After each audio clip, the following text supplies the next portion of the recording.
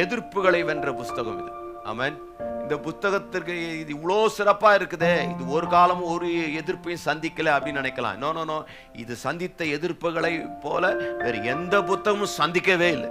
ரோம சாம்ராஜ்ய எதிர்ப்பிலிருந்து, பொது உடைமை கொள்கையிலிருந்து, மதவாத சக்திகள் எதிர்க்கிற எதிர்ப்பிலிருந்து எல்லாருடைய எதிர்ப்பையும் சம்பாதித்து இன்றைக்கும் தனி சிறப்போடு மேலோங்கி நிற்கிறது.